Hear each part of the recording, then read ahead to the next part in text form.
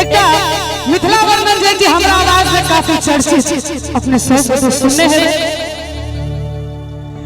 मिथिला के माटी से जन्म ली है जग जननी सिया। मिथिला के माटी से जन्म ली है जग जननी सिया। अमर चाचा जी के हम देख रहल छी जखन जखन हमरा पर नजर पड़ै छै त केना एना करऽ लगै छै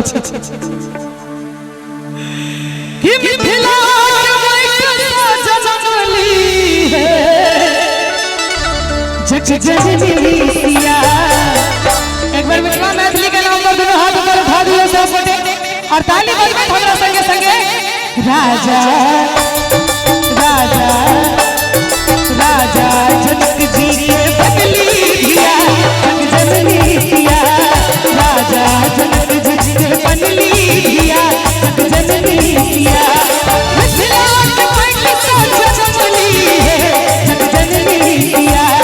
मिथिला के माटी से जन्म ली है जग जननी सिया। राजा राजा राजा जनक जी के बदली दिया जग जननी सिया। राजा जनक जी के बदली दिया जग जननी सिया।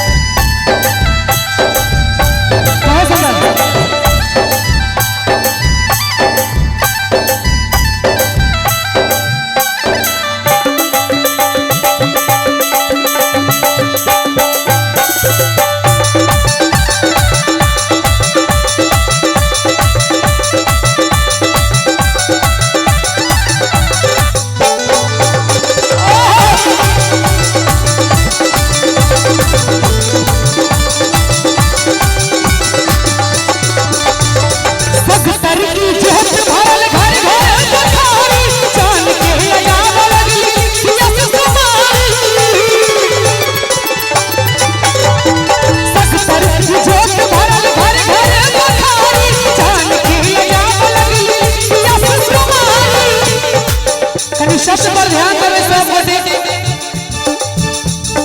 उंगली पर शिव धनुष उठाली है जग जननी सिया।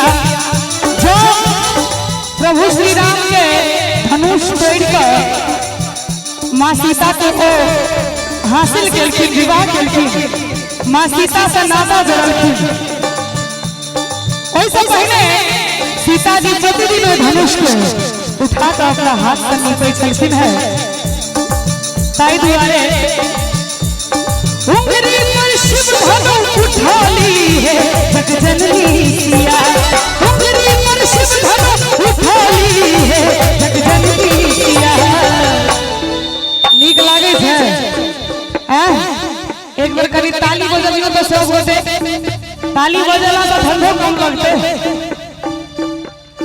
राजा राजा